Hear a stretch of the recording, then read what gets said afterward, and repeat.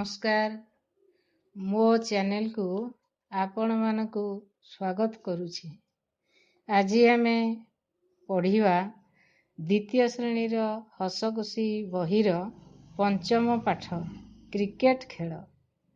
या पूर्वरु आमे भाषार इयफड़ा और रेप्र व्यवहार जानिथिले। आज आमे युक्ताक्षर स्क टिको चिन्हिबा, पढ़िबा एवं लेखिबा। पिला माने वर्तमान तुमे से विषयटी को बाहर करो। तुम हस खुशी बही आण, से विषयटी को बाहर करी देख। वर्तमान पढ़िबा। हस खुशी द्वितीय श्रेणी पाठ 5 क्रिकेट खेल। खरा दिन सरी आसुथाए, वर्षा न थाए, असह्य गरम। पर्वत पाख पड़ियारे बिलुआ और ठेकुआ बसी थिले। क्रिकेट खेल उपरे आलोचना करुथिले। बिलुआ कहिला, ठेकुआ भाई आमे टिके क्रिकेट खेल खेलिबा नहीं? ठेकुआ ता कथारे हाँ भरिला। खेल पूर्वरु सभाटिए बसिबो। गातरे रहुथिबा मूसा और सापकु बिलुआ खबर देला। पत्थर खोल भितरे रहुथिबा बाघ और भालुंकु भी डका गला। गछ कुरडरे रहुथिबा सागुणा, पेचा, काठहणा आदि पशुपक्षी को मांकड़ खबर देला। पानी रे रहुथिबा जीव बेंग, कईंछ, मगर और चिंगुड़ी को कंकड़ा खबर देला। पानी रे रहुथिबा जीव मानकु किए खबर देला? कंकड़ा देला। काईकी ना कंकड़ा भी पानी रे रहे। सभा बसिला। खेल दिन ठीक हैला। बिलुआ गोटाए दलर कैप्टेन, अन्य दलर कैप्टेन ठेकुआ। खाइबा पई बिस्कुट और सरबतर योजना हैला। भालू कहिला, विजयी दल को कौन पुरस्कार देवा? हाथी कहिला, दर्पण देवा। घर चटिया सरबत तैयारी करिबा पई कहिला। भालू बिस्कुट और दर्पण किनिबार दायित्व नेला। मूसा बैट तैयारी कला। ताकू काठहणा चढ़ेई साहाଯ୍य कला। बणी बॉल टिए आनिला। दुई दल जोर सोर रे खेल अभ्यास कले। प्रतिदिन व्यायाम कले।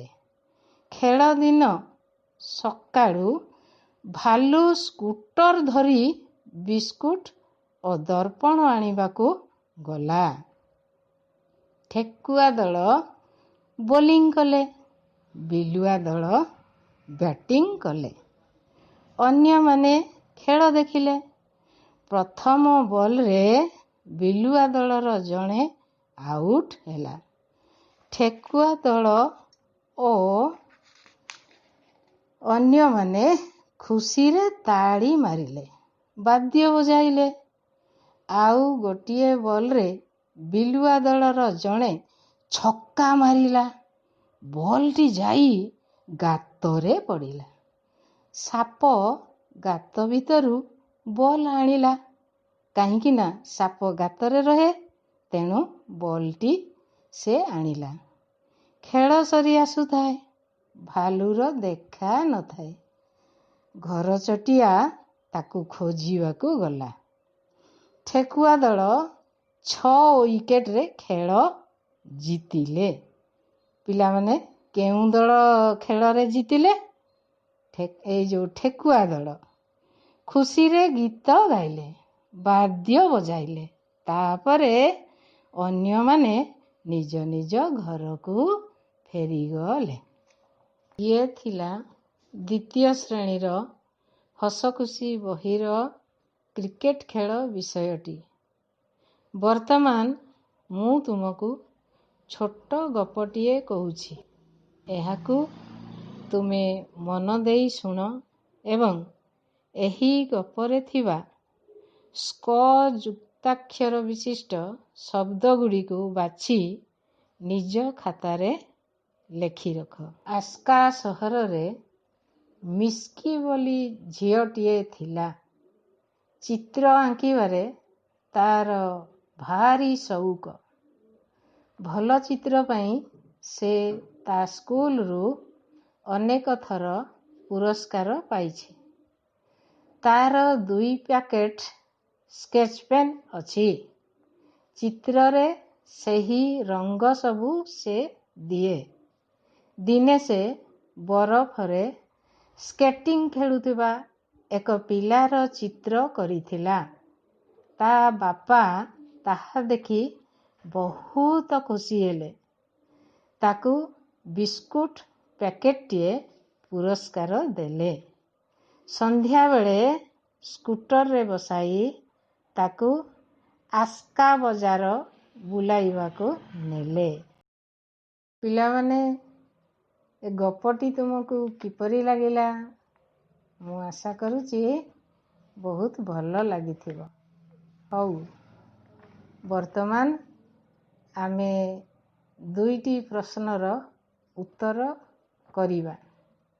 ଏହି ପ୍ରଶ୍ନଗୁଡ଼ିକର ଉତ୍ତର ନିଜ ନିଜ ଖାତାରେ ଲେଖ।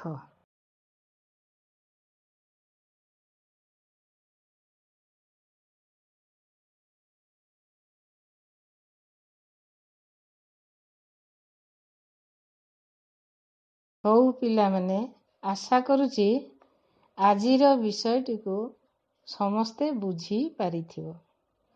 ପ୍ରଶ୍ନର ଉତ୍ତର କରିବାରେ କୌଣସି ଅସୁବିଧା ଆସିନଥିବ। ଯଦି କୌଣସି ସ୍ଥାନରେ କିମ୍ବା କୌଣସି ପ୍ରଶ୍ନର ଉତ୍ତର କରିବାରେ ଅସୁବିଧା ହେଉଛି, ତେବେ ଆମକୁ ତଳ କମେଣ୍ଟରେ ଲେଖି ଜଣାନ୍ତୁ। ଆମ ଚ୍ୟାନେଲଟିକୁ ଲାଇକ୍ ଏବଂ ସବସ୍କ୍ରାଇବ୍ କରି ପାଖ ଘଣ୍ଟିଟିକୁ ଦବାନ୍ତୁ, ଯେମିତିକି ଆମର ପରବର୍ତ୍ତୀ ଭିଡ଼ିଓକୁ ଆପଣମାନେ ପ୍ରଥମେ ଦେଖିପାରିବେ। ହଉ ପିଲାମାନେ, ମୁଁ ରହୁଛି। ତୁମେ ସବୁ ଘରେ ରୁହ, ଭଲରେ ରୁହ। ବାହାରକୁ ଯିବ ନାହିଁ। ଖୁବ୍ ଦରକାର ନ ପଡ଼ିଲେ ବାହାରକୁ ଯିବ ନାହିଁ। କରୋନା ଠାରୁ ଦୂରରେ ରୁହ, ଘରେ ରୁହ। ଜୟ ଜଗନ୍ନାଥ।